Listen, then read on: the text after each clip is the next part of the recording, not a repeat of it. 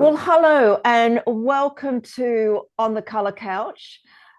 This is really exciting actually, because this is the first time I've done an interview that's going to be to camera, because most of the time when you've looked at On the Color Couch, which you'll find over on the littlebookofcolor.com, it's questions and answers that you read, but this is the first time we're actually going to do one where there's a video, because I thought this would be really nice. And I'm really excited because it's somebody who I have been watching for, well, probably quite a few years now, and really just admired their dedication and their passion to restoring this most incredible home, which we will talk about a little bit more. But it is Greg Penn, and you might know him from his Instagram handle, Man with a Hammer. I didn't even know your name for a long time. I used to always just call you Man with a Hammer. I thought he must have a name. I get people running up to me saying "man with a hammer" and without knowing that I'm Greg, so it's absolutely fine. That would be a very funny name for your parents to call you, wouldn't it? It But welcome. I'm really thrilled that you've agreed to be interviewed on the Color Couch, and that you're up for being the inaugural person who's we're doing this on video. So thank you. Pleasure, absolute pleasure. No, nice to be here. Thank you for asking. Yes, no, you're welcome. You're welcome. I have waited very patiently because I think I asked you maybe even last year, but little Yeah, did I know that you had a book coming out. I was beavering away writing the book. Yeah, so I was just kind of head down focused. I'm quite easily distracted, so I had to kind of shut the rest of the world out whilst I was, doing all that. I've been so used to my days being get up and working on the house and working with my hands that I'd sort of forgotten what sitting at a desk sort of every day was like. So I Yeah, had to it's like, different, isn't it? Yeah, and yeah, I, very well, different. obviously, Yeah, yeah, obviously, because with my little book of color, I've written a book, and it is, it's a discipline, isn't it? You just have yeah, to absolutely focus, and you have to like almost like I remember writing like 1,000 words a day or whatever I had to do, but dedicating every day, because it's like exercise. If you get out of the routine, then yeah. you all of a sudden you start procrastinating, then a whole week goes past and you haven't done it. So yeah, congratulations, because yours is, I know, is full of images, and it's just that just takes so much work, like it's just Yeah. countless hours. So yeah, It congratulations. when I said yes to it, they very kindly asked. And I was like, "Oh, that sounds like a lot of fun. Well, that'll be great. We'll do that." And obviously, not really thinking it through, and it was much more work. I mean, I really enjoyed the process, and I'm really proud of the book Yeah, now that it's out. But it's definitely more work than I was yeah, anticipating. yeah, So yeah, yeah, yeah. But now your baby's out in the world, and yeah, you can be very proud of it.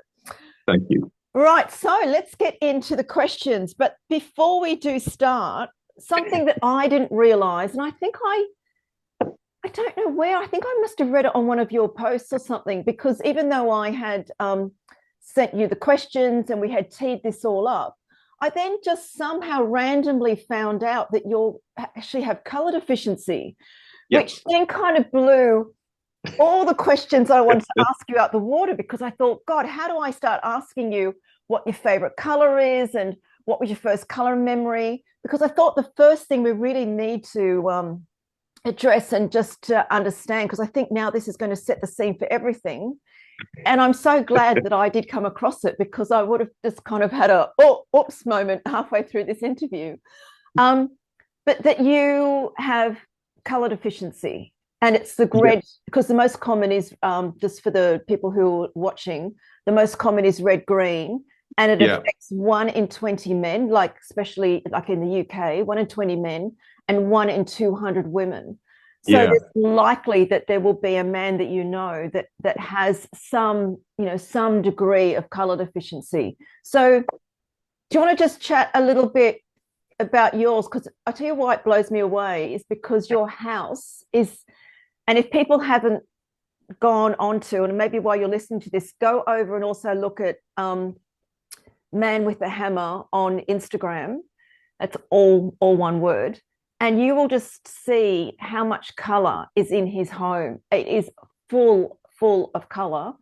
It's not, beige or white with pops of color. It is just beautifully done with color.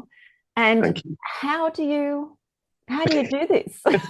So I get asked this quite a lot. As soon as I wanted to share about the colour blindness, because it is something that affects a lot of chaps. I thought it was even more than 1 in 20 actually, but it's certainly pretty common. It's very common. It's very normal. And I get kind of so I wanted to kind of address it, and that people with colour blindness can, have colourful houses and that sort of thing.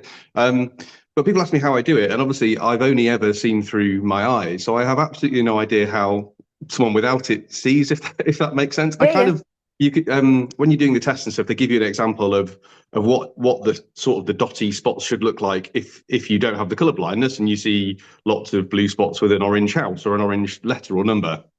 And that's how that looks that's to everybody. the Ishihara test. That's right. Yeah, that's the one. Yeah. So they have like a tester one kind of going, Mm. everyone can see this, whether you have colour blindness or not, because these are colours that are never confused. And then apparently everyone that hasn't got colour deficiency can see all the others in sort of a similar level of clarity. Whereas for me, they just look like the same coloured spots, basically shades of green or red or whatever colours they might be. And it happens for most of the colours that I work with. So it's a bit like there might be a great big rose bush, very green with lots of foliage with little red roses on, and I won't be able to see the roses. It's that. But if you give me a red rose, I'd be able to see it as a red rose, and I'd be able to see the green leaves. But you put the two together, and that's where my eyes have trouble kind of deciphering. So my partner Cot will wear a dress, and I'll think it looks green or brown, and she'll say no, that's red, or something like that. So it's not that I can't see color. I think some people, when you tell them that you're colorblind or have color deficiency, they think you see in black and white, which is very much not the case. I definitely see in color, but my perception of some of those colors I think is different. I think especially when they're paired together. I think that's when I believe, again, I'm very much not an expert. I've not even done that much research into it, because it's just all I've ever known, and it's never really affected me. I mean, I was told when I was a kid I couldn't be a pilot or an electrician or certain jobs in the army and that sort of thing. So, but it's all I've ever known, and I've sort of seemed to have coped fine in the meantime. I mean, I'm quite lucky, I think, as well, because I share what I do on Instagram, and I share the rooms that I'm working on and the kind of plans that I have for it. Before I've made decisions and committed to it, because I'm only working on my own home. It's not like I'm a designer or anything like that. So I'm pretty sure if it was really, really horrible and clashed, people would be pretty honest and tell me. So people are brutal. Have a fairly, safety net there. But touch wood, I certainly like everything that I've picked and think it goes together, and other people thankfully seem to as well. So, but it's just one of those things. I mean, I have absolutely no idea what kind of normal looks like. Because these are my eyes, and I've always had them, and I've always had that sort of color deficiency. So, but I thought it was quite important to share, because I did sort of think, well, other people with it, they shouldn't feel afraid of having a go, I suppose, because I don't think it's massively affected how things have come together. Yeah. And also I think another thing to say is that people, there's like a spectrum, and it's where you are, because there's the perfect color vision, and then there is no color vision. And every single person that can see color is somewhere along this line. And there are I'd say very few, but it's not as common as people might think to have absolute perfect color vision. And those people also work in the most incredible, there's people that work in jobs that have to have this precise, that can see the tiniest nuance of a color change. And then we are all along there. So it's like anything. There is always this spectrum, and you might not have it that intense or that strong. Do you know what I mean? Where there are people that do see things in black and white, and they will see any color. So like a pink, because it's got red in it, they will see gray. If it's a purple, because it's got red in it, they will just see the blue. So some people absolutely can't see green or red at all, and then it's cancelled out in any color that it's in. How do you see purple? I mean, that's a weird question then, isn't it? This is what's really tricky, is when people... I know, that's what I was thinking. I thought, well, that's a stupid question to ask. What colour is the sky then? And it's like, well, it's blue, but I know it's blue because I've been told that it's Because you've been blue, told, yeah. and people say, well, blue is, when you're learning the colours as a child, Yes. you're given references to what blue is, and they say, well, the sky is blue, so you now know that colour is blue. You're not born with an intrinsic the English language that doesn't. So Yeah, people tell you it's blue because they point to it and say it's blue. So whether it is blue or not to me is impossible for me to know because yeah, but it's your blue. It's your it's my blue. blue. Yeah, and But that's I the know same the with sky is me. blue. Yeah. Because it's like when colors, I know we're getting a little bit off track here, but when colors are like teal, which is like a greeny blue, Yeah. some people will see it more green and other people will see it more blue. And that's Yeah. because of the way our eyes see it. But if you gave someone like, I mean, there are true blues and there are, because the primary true yellow, true blue, true yellow. Yeah. But then after that, once all the colors start mixing, I think it's the way, obviously it's the, and I teach this, right? But it's the way that the light hits the object, hits our eye, and it's the way that our brain then deciphers and tells us what color we're seeing. Yeah. And that's why when you hear people saying color's personal, it's all perception, because it is really how our brain is interpreting the light waves and how we're what we're seeing. So it's pretty, like, it's amazing stuff. I'm not a color scientist, but it's pretty out there, amazing stuff. Yeah, there's some really interesting. Yeah, I'm sure if I did more reading, it's one of those things though. I almost don't want to think about it too much because I don't want that to be a factor in my decision making when I'm designing my home, because ultimately the main thing I really care about is that I like it, and now my partner lives here, that she likes it. Really, that's kind of it. That's as far as my decision making process goes, and so I don't want to start muddying the waters, because you can get glasses now apparently that yes, you can that you can look through and they show you what normal looks like, but I'm a bit scared to put them on because, well, then what? I just find that would be incredibly confusing almost. And because I take them off and then I'm back to me. And I don't want to be having to then design with two heads on or two hats on, one with color perception and one without. I just think it would make, again, I'm not a professional. I'm kind of winging it as I go, and anything that would then overcomplicate it, I'm keen to remove. So but I wouldn't mind trying them on just to see if there is a difference, because also what is perfect color vision? It's a scientist that has deemed that this is perfect color vision. So how do we, It's interesting because I have accidentally kind of outed people, or not outed is probably not quite the word, but have become diagnosed, because I'll have shared something on my Instagram stories because I talk about it, and I'll say, well, here's the test, and in this one everyone can see it, this is what it should look like, and then I kind of post one of the little and they go, I can't see anything on this, but if you're not colorblind you'll be able to see something. Right. And people have then messaged going, I can't see it. I'm colorblind, and I had absolutely no idea. And I'm, 40 years old or something like that. So it's, I think particularly there must be quite a lot of women that are not diagnosed, because I don't think, or certainly back in when I was at school, the girls weren't habitually tested for it. I don't think so, because it was much more rare. Because it's 1 in 200 as the stats go. So I've had quite a few messages from people going, I had absolutely no idea I was colorblind, so thanks to this I now know. Well, I would actually say that anyone that does it online, I would then go and do another secondary test on paper, because what we see on our screen is not it's not what it is like in true life. And the colors that we see, people might not all see that that's a sky blue behind me. They might see it as a different color. And I've had people say to me, oh, they see even colors that I wear a different color, because the way that the screen renders the color. So an iPhone is different to a Samsung, even. It's the and even cameras, blue and yellow, blue and yellow light. So anyone that has done it online that thinks, oh, I might be, then go and actually do it with paper, because once it's in front of you, then that's then the much better test. So just to Yes. say that, Don't use my diagnosis as a so Dr. Greg. That would be a very bad idea. Oh, my mind is racing with all things now, but we have to stay focused. So let's jump into the questions then. Sure. Yeah. Do you have an earliest color memory? So, do you know what I was thinking about this when you sent through sort of a bit of a list of the things that we might chat about? I didn't think I did, but it probably is the color blindness test when I was probably, 8 or 9, something like that. Because I think probably I might be quite different to a lot of your guests.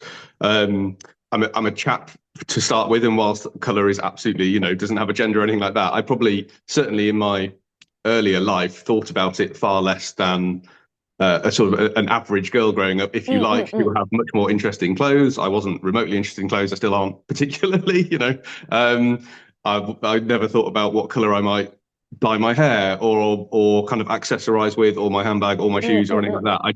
It didn't even cross my mind. And I think before you think about rooms and decorating houses and stuff, it tends to be more personal choices as you grow up that you think about colors around. And I just didn't care at all. And I never supported a football team or a kind of a sports team. So I never had a colour that I associated myself with around that. So I wasn't, I liked colours, but I never had a kind of specific yearning towards a specific colour or nothing like that. So probably the first time I ever had to really think about it was when I was kind of told, made to do this test and told I was colourblind, because it wasn't a very big part of my life. It wasn't something that I gave any conscious thought to, I suppose, if that makes sense. And all I can, like I say, all I can kind of link it to is just as I was growing up, I had quite different personal experiences to probably a lot of your guests who were much more interested in colour at an early age, if that makes sense. I didn't really think about it at all until I bought my first house and thought about what colour I was going to put on the walls, really. So yeah, I'm probably quite late in the game to thinking about it. Oh yeah, and I tell you what, there's no judgment here. I speak to lots of people, and they don't even have an early colour memory, or it's something that it's normally because they're not consciously aware of it. Yeah. I think once you kind of know that question, and even for anyone that's watching, if you now that you know that question, at some point something will come up and you'll think, oh my gosh, I remember that I was, down by the beach and I was in a car, and then all of a sudden a memory comes up and then a color is then associated with it. So that quite often happens. So do you have now with all the colors that you're putting in your home, and I've just realized that you probably are sitting in front of the least colorful part of your house. Well, yeah. So I'm in the kitchen, and this is a sort of dusky pink wallpaper behind me. Yeah, the kitchen, it's at the back of the house, which is north facing, so it gets very cool light. And again, I suppose we'll come on to this, but when I'm thinking about the colours in the house, I'm quite logical and practical as the very first kind of thought process as to what colours I'm going to use in that space.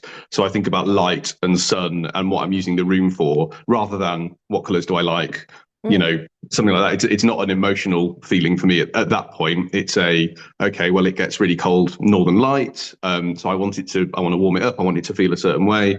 So a sort of dusky pink for me is a really easy way of doing that, a sort of plastery pink. But it's got browns, and it's slightly grey as well, so it's not too sugary sweet. It's kind of aged and a bit dirty looking, which is I quite like. Most of my colours are definitely smudged and kind of tinted with blacks, so they're sort of brought down a level, which is a little bit softer and a bit more age to them. So yeah, it's not the most colourful space. Not as sugary as my sky blue. No, absolutely.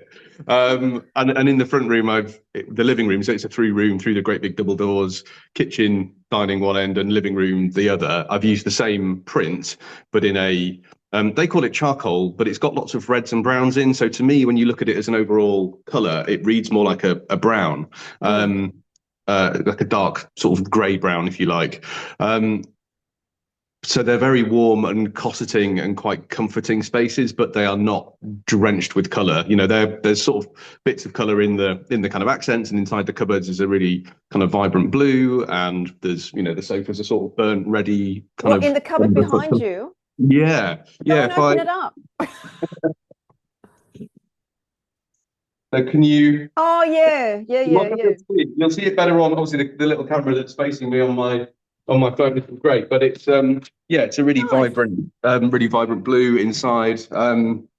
and there's blues in the kind of blinds and stuff. And then, like I say, through in the front room, because that's south facing and it has three massive sash windows and is absolutely flooded with light. I've gone darker in there, so it feels, and obviously the living room is something I use much more in the evenings, so it's more cosseting and kind of comforting and cozy. But because I've used the same print in they're both warm, they're both pinks, reds, browns. I think they work really well together. So yeah, that was the kind of decision making process in this room at least. In the room, yeah. So because the question I wanted to ask you is, do you from all the decorating you've done, and with you being more aware of color, and because color now really is a really, really big part of your life. I mean, there's no, because when we think about it, if we can see it, it has a color, right? So there's no decision that you will be making without color now. Yes. Yeah, absolutely. Because, that's huge. And what I should say actually to the audience is that how many rooms is your house? There are 30 in total. So 30. it's yeah. Is it called Admirals House? Admirals House, yeah. So it was built in 1804 by the Royal Navy. It's on the site of an old Royal Naval Hospital in Plymouth. So the whole site is 26 acres. It would have housed 1,200 sick and injured seamen. It was the most medically advanced facility in the world when it was built. It was actually built in 1750. My house came about 50 years later. There was a chap in charge called Captain Richard Crike who had been here quite a while, turned it around, made it run really well, and obviously decided he wanted a whopping great big house building for himself. So he had Admirals House built, and yes, it's 30 rooms across 5 floors, about 8,200 square foot. So it's a bit of a lump, yeah. I didn't realize it was in Plymouth. I always had it in my head that you were in the middle of the UK somewhere, or middle of England, like in the countryside. I didn't realize you're down by the coast. Yeah, and it is right in the middle of the city as well. I mean, when it was built, it would have been sort of surrounded by marsh and with a kind of direct view of the sea, but Plymouth has kind of built, grown up around it. So, right. But when it was built, yeah, it would have been kind of surrounded by fields, but it sort of looks like it should be a kind of country estate or something like that. Yeah, exactly.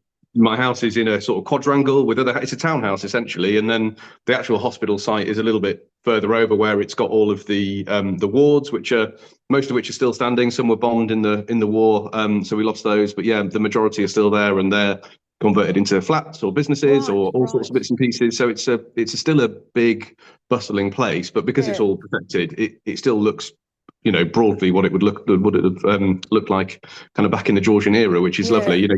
It's still got a wall around it, which was originally built to keep people in, to stop people escaping, because the Navy was not a very nice place back in the sort of 1750s, and it was the time of press gangs and kind of the king's shilling being dropped into pints and people taking it and then being conscripted into the Navy. And it's also when they would draft criminals, and they'd be given a choice of, jail or Navy, and so they took Navy, but then realized it wasn't very nice and tried to escape. So the wall was originally to keep people in. Now it's still there. Obviously, it's all protected, so it can't be taken down. But it means that as soon as you come through the gates, and there's only one entrance in and out, so it's all private as well. It's not public land. There's kind of gates in the front and security.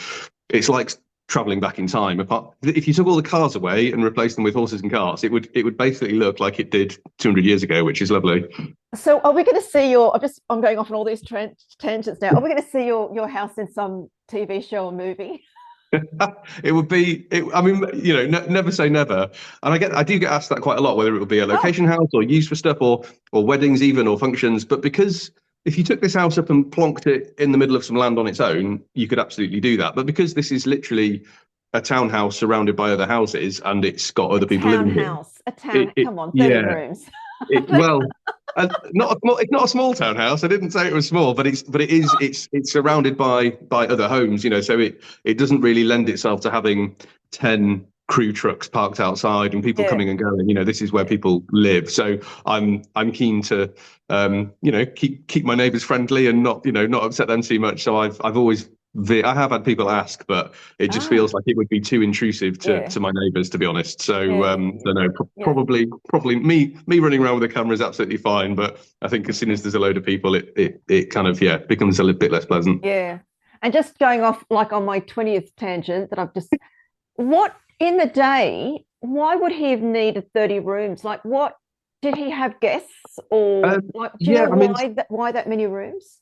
so he would have been incredibly senior. He would have been really quite an important person in charge of, thousands of people probably. He was also the victualling, in charge of victualling for Plymouth. Victualling is the restocking of the ships, and he had an enormous, beautiful, what would have been incredibly glamorous sort of warehousing, and it's called the Royal Williams Yard. It's a victualling yard, but it's now Grade One listed, UNESCO heritage status. So he had that built to restock the ships. Plymouth was hugely important to the Navy. Mm. It was an incredibly wealthy part of the world back then. And there are records going back as to what he was paid. I mean, back then the Royal Navy were vastly wealthy because of kind of rule Britannia and colonization and all that sort of thing. We were Plundering. the plundering, all of that. The kind of East India Trading Company and Mm. the power. The sort of the kind of whole Britannia rules the waves meant that the Navy were very large and very wealthy and very, very powerful, and they had loads of cash. And this guy was paid £800 a year as his salary, Right. which back then, to put some perspective, the kind of more normal jobs that were floating around then would have been paid more like £25 a year. So the difference in wealth, if you have Mm. and that was for, I think, a plumber or a baker. So if you have a plumber on, I don't know, £50,000 now, and you times that by, I don't know, my times table is not very good, but it would be the equivalent of someone earning probably £10 million a year or something Mm. ridiculous Mm. now. So he was incredibly wealthy. He had a massive host of household staff. He had, I mean, his coal and candle allowance was more than most people were paid annually back then. So he would have been quite an important guy. The Georgians liked showing off. The Navy liked showing off a bit as well. So he would have entertained quite a lot. He would have certainly been expected to have grand suppers and parties and that sort of thing. The rooms above these two would have been kind of two formal drawing rooms for the ladies and gents to retire to independently Mm. after dinner. So yeah, he was an incredibly wealthy man, and the people that have lived in this house since him have gone on to be rear admirals, and they've been head of the medicine in the Navy, that sort of thing. So really quite senior people, but certainly back in the kind of 1750s, 1800s, the senior people in the Navy were, kind of one step down from royalty and senior politicians. So yes, that's why he had a massive house built for him, because he That's because he what, could, I yeah, guess. Yeah, because he could. yeah, yeah, yeah. And why not? Great. Yeah, yeah, wonderful, They also wonderful. actually, as another point, they did have access to quite cheap labour as well. The house, I Yes. think, was built by French prisoners of war, so they weren't paying for it either, which helps. God, God, God, God. Well, thank God it's Yeah, still standing, and thank God you rescued it, because yeah, I think it was no one wanted it, and was falling into wreck and ruin, wasn't it? it was a bit grim when I bought it. Yeah, it was pretty horrible. But obviously, silver linings. Had it not been, I wouldn't have been able to afford it. So Yeah, yeah. it's one of those. It was horrible to see it in that state, but it was only because it was in that state that I was able to buy it. So there's a flip side. There is. That's true. That's true. All right. So next color couch question. Without me I told you at the beginning that I would just keep on diverting off, because there's so much I want to know, and we've only got a limited amount of time.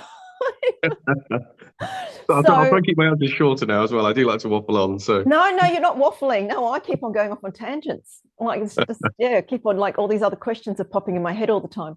So now that you are working with a lot of color, and like I was saying before about that color is everywhere and everything has got color on it, and you're not making any decisions without color.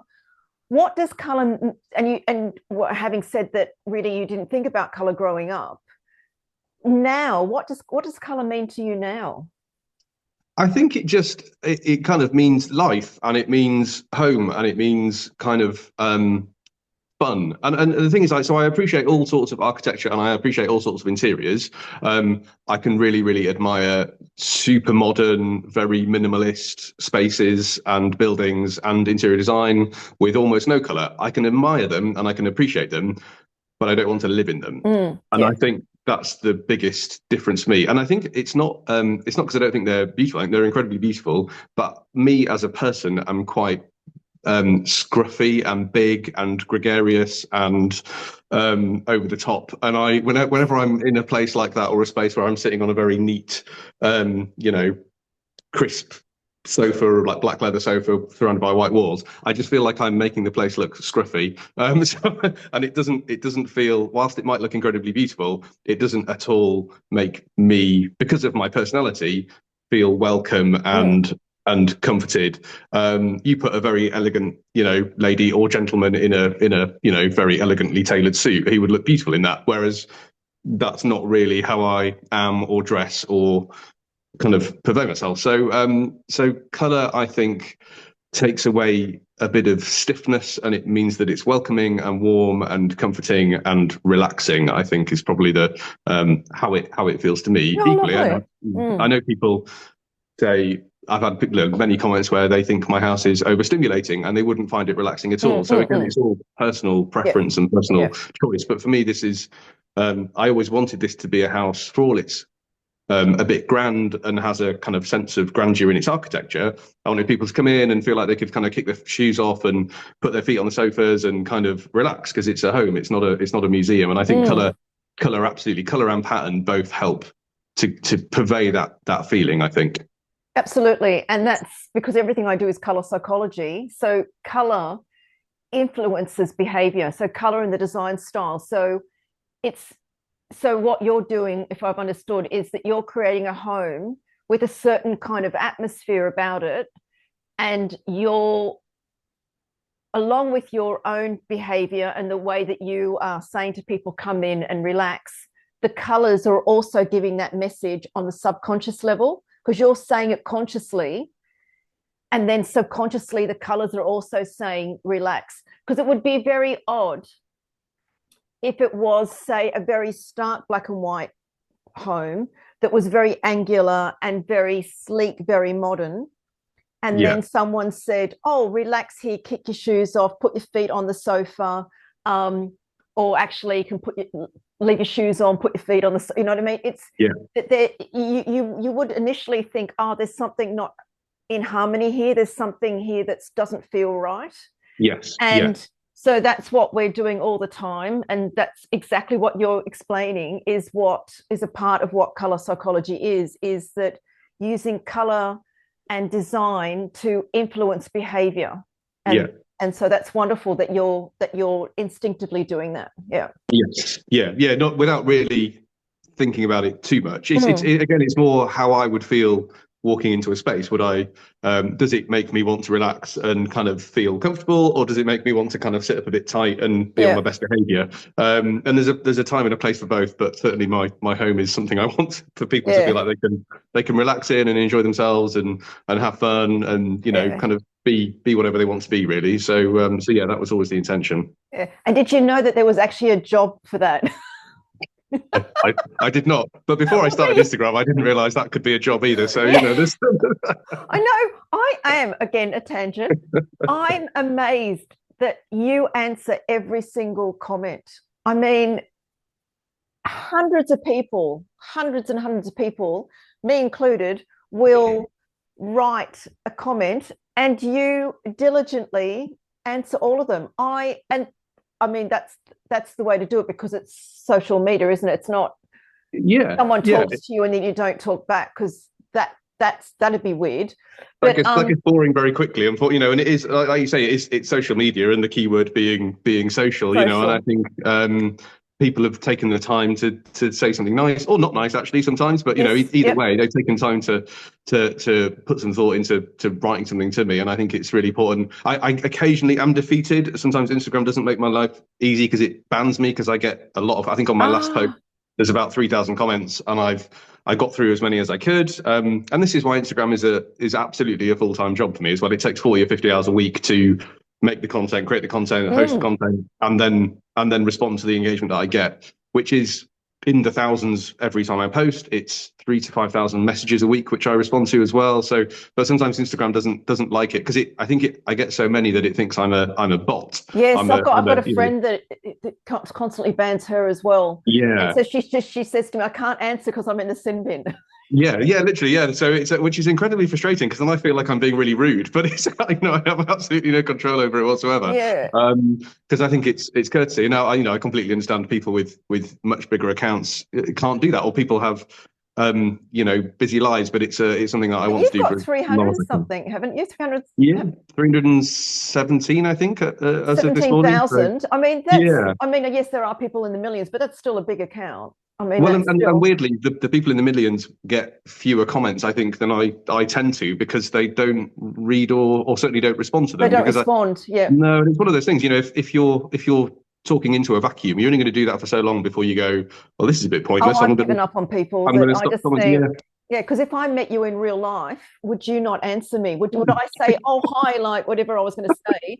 And they Yeah, would just look at me and not, like, you wouldn't do it, would you? yeah, exactly. But it is, but it absolutely is but that is what it makes it a You've full-time created a job, monster. amongst other things as well. There's loads of work to do with it that people maybe don't see, but it is, but that is a huge amount of my time is just answering people. But I don't want that to sound like a moan because I'm incredibly grateful for their engagement, and I'm really grateful to be able to do this as a Mm, job now, which is amazing. It's been kind of life-changing. So, but I very much see it as in the same way that if when I worked for people and did other jobs, you get up in the morning and you work for 9 hours because that's what jobs are, and then after that, I'll go and renovate the house. So I sort of the yeah, house is secondary because the house doesn't pay the bills, Instagram does. So I have to prioritize work over, even though I'd really love to be kind of cracking on with the house, and I need to be able to do the house to have the content to do the social media. It's a bit of a vicious cycle. Without the Instagram, there's no man with a hammer. That's now how I pay mm, my bills. So yeah, yeah. yeah. Um, I'm just looking through my questions, actually. Sorry, I was looking a bit away. And a lot of the things we've already kind of answered in amongst everything. Do you have a favorite color now? Is there a color that, like, of Um, all the colors you've used, yeah, is there a color that you just feel that you gravitate more towards, or that it doesn't have to be like a favorite color forever. It's just that no, no. one really I is. was thinking about this, and in almost all the rooms, not all, but in most of them, there is blue used in some description, and it could be a lot of blue, it could be a little bit of blue, like in this accent. I like it. I feel very comfortable with it. And again, I don't know whether this is because of my perception of it is Mm, easier because it's not on that red green spectrum at yeah, all. because you can see It's it. totally away from Yeah. that, so or well, to a great degree. So whether it's just because I feel more confident with it, I've not really thought about why I like it or why I use it more. Mm, Like is a bit weird because I don't look at blue and go, oh, that's loads nicer than green. It's not that kind of response. It's just I feel familiar and comfortable with it. I think it goes with a lot of stuff as well. Again, to my personal perception of stuff, it's sort of you can chuck a bit of blue against lots of things, and it to me it feels like it works. So I've got blue with pink, I've got blue with yellow in the bedroom that I've just done. I've got blue with pops of red and coral in a bathroom upstairs. So it's a colour that I feels very friendly to use, and I feel works really well in a lot of these mm, spaces for some reason. Whereas I really like the color green. I really like nature. I like trees. I love looking out the window and seeing all the trees kind of turning from green to kind of autumnal colors at the minute. But I find it more challenging to decorate with. But mhm, and I can only assume that's because my perception of it is weaker. That's all I can really put mm. it down to, because I'm not as confident using it within an interior scheme. And it doesn't mean I like it less or would wear it less as clothing or something like that, but it's something that I feel less confident about using, if that makes Yeah, sense. yeah, it does. Yeah. So when you started putting all your color schemes together in your room, in each room, did you do this purely on your own, or did you get somebody to do like a No, check, or you did it all in pretty much yourself? Yeah, in pretty much all the spaces. So I've worked with Anna Heyman in the party room, which was really good fun.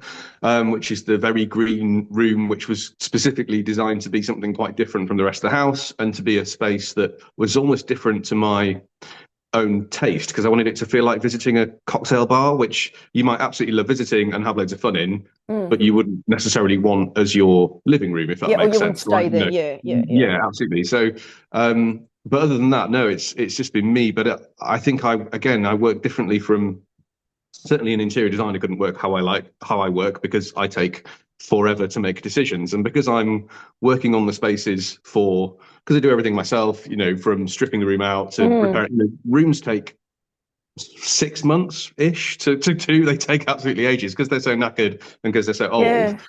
So I get to spend a lot of time in those spaces, and I get to make decisions slowly in real time. So I've only just really decided on the curtains, for example, in a room that I finished kind of painting and decorating 2 or 3 months ago, because I get to live with it for a little bit and go, okay, nice. now I can decide what works, because I'm not talented enough as an interior designer type person to kind of look at little swatches of stuff and go, yeah, that's all going to look great as a scheme. I'll do a bit of that, do a bit of that, do a bit of that. So I take my time, and spaces then evolve in a really nice kind of organic way, which I get asked quite a lot from people if I would help them with their room choices and that sort of thing, or do interior design for them. And it's like, well, I'm busy, so no, but also do you have 6 months? Yeah. Yeah, exactly. Yeah. Can I move in?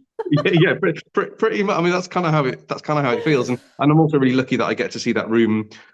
I've seen it in all the different seasons, in all the different weathers, and in all the different light conditions, and that to me massively changes the feel of a space, and that absolutely impacts the colours that I choose and the scheme for the room completely. So I can't do it I can't do a whole room in one hit. I mean, I could have a go, but I think it would be less successful than the ones that I allow to evolve kind of slowly over time, if that makes sense. Yeah. You know what? You've just pretty much answered the last question, which is fantastic, because we're just about to wrap up anyway.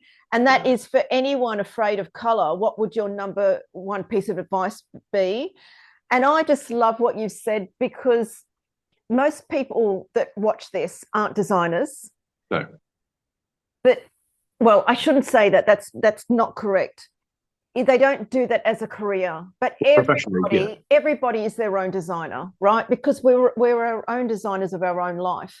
And you're showing it beautifully, that don't rush, take your time, feel the space, even think consciously, how do you want to feel in that space? I know that you weren't thinking that, but subconsciously you were doing that while you were chipping away and cleaning and taking 30 years or layers of paint off doors, which I've actually seen on a video doing. Just thinking, my God, how does he do this? So this blue paint, I've been living in, and I'm in a rented, my place is so small it would probably fit in your kitchen. I live in like the gatekeeper's tiny cottage. Oh, gorgeous. Wow. Yeah. Well, it's not that, but that's how tiny it is. It's right. It's my friend. My friend has a big house. She has a really, really long garden, and there's a cottage in the garden. So I always say I'm the fairy in the bottom of the garden. Brilliant. So, so I've been thinking about a color for like over a year. Then I contacted friends of mine that have their own paint company, and I got this color made. Yeah. And then I had the paint for a year before I then put it on the wall two weeks ago. And when I wrote and said I finally used it, there was a bit of swearing, like, oh my, you've got to be kidding me, because they never thought I'd do it. So when you think that you take a long time, and I work with color, but it's so different when it's your own home. Yes. Yeah. Like these Instagram houses, that's not real life. They're constantly changing. Yes. And they're actually behind the scenes, they're exhausted, they're tired, they're just, because they're always trying to make it look for Instagram. And this is not what it's about. This is what you said. This is your home. Yeah. Yeah. And I'm very much about create a home that you love and loves you back. Yes. And so really, I think with what you're saying before is that you take your time, you feel into the space, and if it means arranging your furniture, or even if you have to sand down, or you've got to get in there and do a scrub, a clean, whatever it is that you're doing, while you're doing that, you're still getting a feel for the space. Like I'm still decorating. Like I'm still working out where I'm going to put things, and because I've got so much stuff for the size of my place, I've taken everything out, and I'm just putting just certain pieces back, and then Yeah. whatever doesn't work, that just has to go somewhere else. Yeah.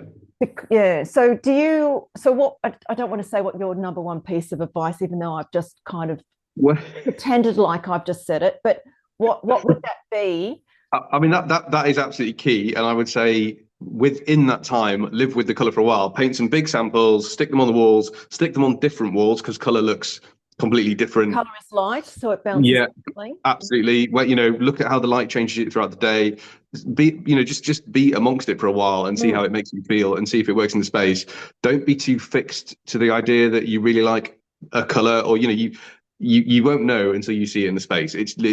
Well, I certainly don't. Again, if you're not blessed with interior design prowess that sort of really good ones are, take your time over that, and also do a little bit of research insofar as what way your space faces. What is the quality of light that comes in? Is it a cool light? Is it a warm light?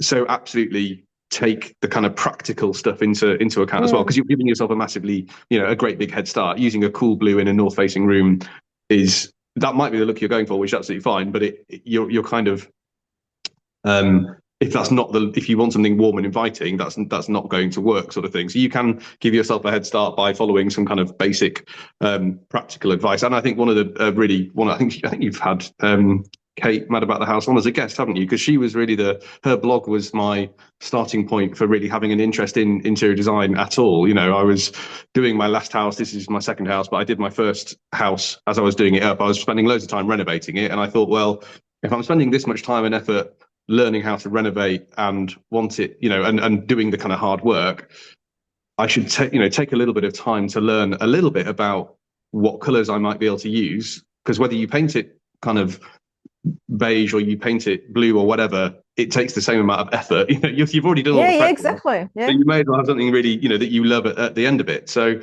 and I think Kate's blog was really useful for me because she made it very accessible from a sort of a very normal chap that's not from any kind of design world, never worked in design or art or anything, like that at all.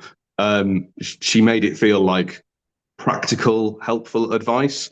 So as a starting point, that was really useful to me. And then just live with it for a long time, and don't be too scared of it. And you will absolutely be terrified when you do that first roller or that first brush. And even once you've done the first coat, it can still be like a sort of an oh my god, what have I done moment. So trust the process, trust your decision making.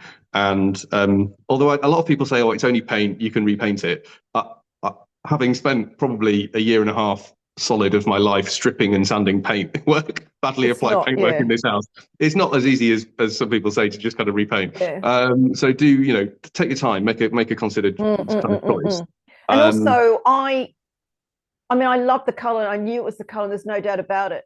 I just didn't want to go through the work of having to say, oh, it's just paint and committing, and it's just prepping and setting everything up. But I absolutely knew it was the right color. I just didn't enjoy that process. So see, the painting for me is my cherry on the cake. It's the sanding and stripping that's 95% of it, and the actual, when it comes to painting, that's like a holiday for me. I love it. It's my favorite. You're on the home run, aren't you? Yeah. And you're making it look better. Everything else makes it look worse. Whereas as soon as you get the paintbrush out, it's going to start looking better, which is really exciting. So good point.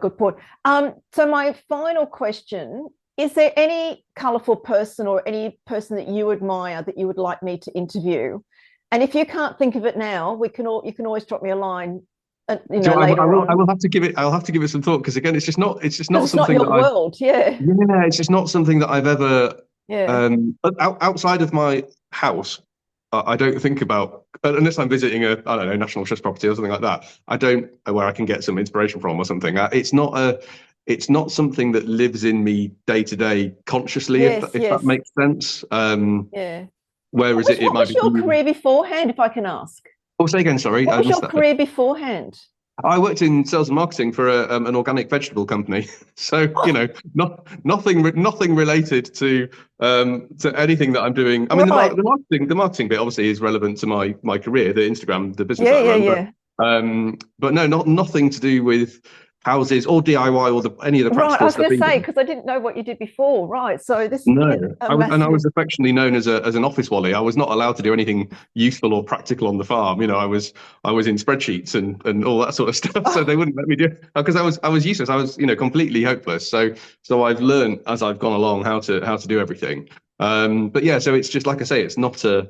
I remember the first time I went to Chelsea Harbour to do some work down there with someone I was working with, and I just felt so completely out of place because it's like it's to go to the design centre there where Yes, yeah. everyone is looking very glamorous and sort of seems to know what they're doing, and I feel a bit of an imposter. So which is fine. I quite like that, and I sort of probably embrace that and lean into it. But it's but yeah, so if and I do kind of say to people, if assuming they like what I've done, if I can do it, having not come from this world at all and being colorblind and all the rest of it, Yeah. Then literally anyone Yeah, can that's do why I it. think it's Yeah, really inspirational, and why, I mean, I didn't know what your background was, but I just, from the way that you speak on Instagram and you're so giving and sharing, I thought you're the perfect person to have on the color couch, because so many people love color, but they're scared of it.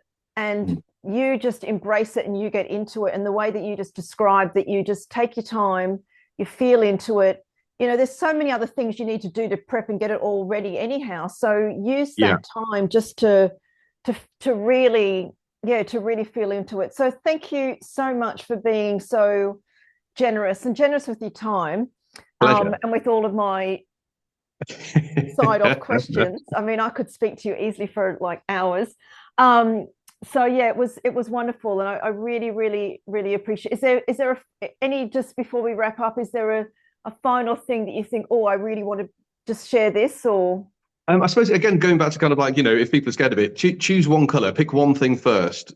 Don't and this is what I do when I start with the main. If I'm painting a room, it'll be the main color. If I'm using wallpaper, it's the wallpaper. I start with that after I've done the layout and how I'm using the space. But in terms of the colors and the design, start with one thing, live with it for a while, have it in your peripheries, kind of a lot, and then pick the rest. You don't have to pick everything all at once. It's kind Yes, of yeah. pick your time. But yeah, Like you're just saying, you've finished a room, and you're just pick the curtains. yeah, exactly. Because Yeah. it's so much easier once you see the room as a whole to kind of go, oh yeah, that color is going to work really nicely now, Mm. which you can do a lot easier than just using little samples. So yeah, which goes back to the taking your time thing. But yeah, Yeah. don't feel pressured into creating this dreamy mood board thing, because you're not, unless you're presenting it to a client, it's broadly irrelevant. Yes. So Excellent. Excellent. That's, you're spot on. You're spot on. And our homes aren't there to be on Instagram. You know what I mean? It's not we're not, I think everyone thinks they've got to have these Instagram perfectly finished rooms yeah, straight away. And that's not how we live. And we collect things, don't we? And we find things, yeah, and I'm always finding things and changing things around and moving yeah. things. So but yeah, thank you so much, Greg, because Pleasure. that's really, really inspiring and inspirational and really helpful for people. So That's great. thanks for, yeah, sharing your very short, quick Potter journey. Pleasure. No, it's been really lovely. No, thank you ever so much for having me on. It's been great. Yeah, you're more than welcome. Cool. Oh, and for everybody who's listening, just go into Karen Haller. No, not, that's the wrong website. It's thelittlebookofcolor.com, and then you /color stories, and then you will see Greg's story in there. All right. Bye.